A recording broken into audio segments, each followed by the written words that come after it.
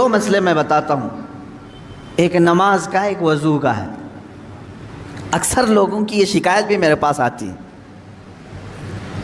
استنجا کر کے آئے، پیشاب کر کے باہر آئے، وضو کرنے کے لیے بیٹھے تو ایسا لگ رہا ہے کہ قطرہ ٹپک رہا ہے یا پیشاب کا قطرہ پھر سے نکل گیا۔ ایسے کئی لوگوں کو ہوتا ہے، پھر گئے وہ پھر دھو کر کے آئے، پھر لگا کہ نہیں پیشاب کا قطرہ نکل رہا ہے۔ یہ اطمینان نہیں ہوتا کچھ لوگوں کو۔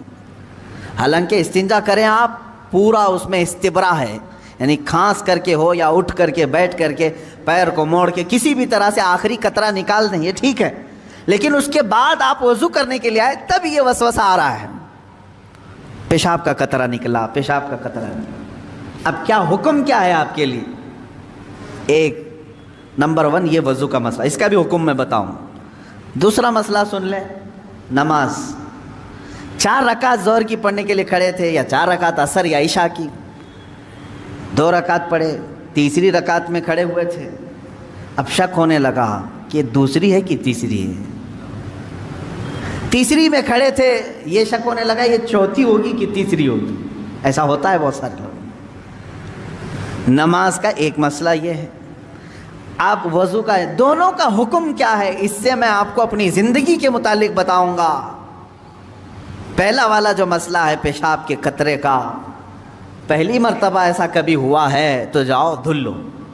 ایک بار ایسا ہوا کہ پیشاب کا قطرہ ٹپکا ہے یا لگ رہا ہے، جاؤ دھل کے آ جاؤ۔ پھر ایک مرتبہ ایسا ہوا ہے کہ وضو کرنے بیٹھا ہوں، ایسا لگا کہ پیشاب کا قطرہ ٹپک گیا، جاؤ دھل کے آؤ اور اتنا حصہ جہاں کپڑے میں لگا اس کو بھی دھل لو۔ تیسری مرتبہ بھی ایسا ہوا ہے، دھل لو۔ اب اس کے بعد شریعت کہتی ہے اب نہیں جانا اس کے بعد۔ اب وضو کے لیے اگر بیٹھو گے، تمہیں لگ رہا ہے کہ پیشاب کے قطرے ٹپک رہے ہیں، ٹپکنے دو۔ تم پانی لے لو ایک چلو میں اور اس جگہ پر چھڑک دو پانی وہاں پر اس کپڑے کے اوپر چھڑک دو۔ کیوں؟ اس لیے کہ کہا گیا ہے کہ بعد میں اگر تمہیں وسوسہ بھی آنے لگے تو یوں سمجھ لو یہ پیشاب کا قطرہ نہیں بلکہ میرا چھڑکا ہوا پانی ہے، میرا چھڑکا ہوا پانی۔ اچھا ایسا کیوں کرایا گیا؟ شک تو ہو رہا ہے۔ سنیں فقہاء کرام نے فرمایا اے بندے، تجھے عبادت اللہ کی کرنی ہے۔ کس کی کرنی ہے؟ اللہ کو راضی کرنا ہے۔ اور یہ جو وسوسے آ رہے ہیں تجھے، یہ شیطان کے ہیں۔ اگر تو بار بار اٹھ کر کے دھونے کے لیے چلا جائے گا تو بات یہ ہوگی کہ تو شیطان کی پیروی کر رہا ہے اللہ کو چھوڑ کر کے۔ یہاں شریعت نے یہاں تک کہا کہ شیطان کی پیروی ہو جائے گی اگر کثرت سے تو کرنے لگ گیا۔ جب شیطان وسوسہ ڈالا اٹھ گئے، جب شیطان شک ڈالا پھر اٹھ گئے۔ بار بار اگر خیال آ رہا ہے تو اس پر عمل کرنا جائز نہیں۔ پانی چھڑک لو اور کہو میں شیطان کی پیروی نہیں کروں گا، میرے مولا کی عبادت کروں گا۔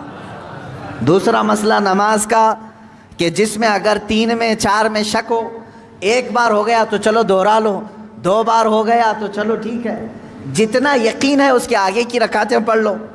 اب اگر بار بار ایسا شک ہوتا ہے تو فرمایا گیا اپنی نماز ویسے ہی کمپلیٹ کرو، اس لیے کہ یہ شیطان تمہیں وسوسے ڈال رہا ہے۔ اگر تم اس کے وسوسوں کی طرف جاؤ گے تو یہاں ہوگا یہ کہ تم شیطان کی پیروی میں لگ گئے۔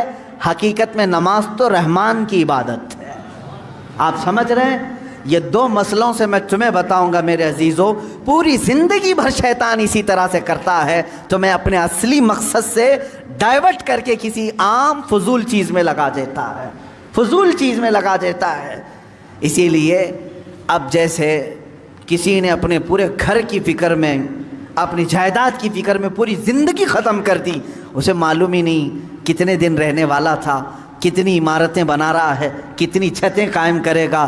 اے بندے، تیری زندگی لمبی سے لمبی جاتی تو 70-80 سال کی، تو بنا ہی رہا ہے 30-40 سال کی عمر میں، بچے ہیں تیرے پاس 25-30 سال، ان 25-30 سالوں کے لیے تو نے اپنی پوری زندگی جھونک دی، صحت و طبیعت سب برباد کر ڈالی۔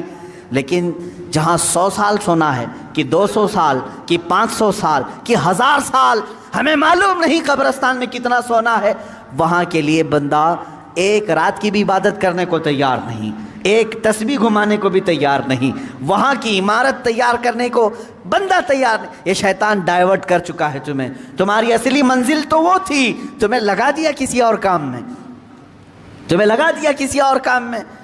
عزیزان گرامی، اسی لیے تو شاعر نے کہا تھا، آگاہ اپنی موت سے کوئی بشر نہیں، سامان 100 برس کا ہے پل کی خبر نہیں، 100 برس کے پلان ہے پل کی خبر نہیں۔ تو شیطان اس طرح سے جو ہر زندگی میں ڈائیورٹ کرتا ہے،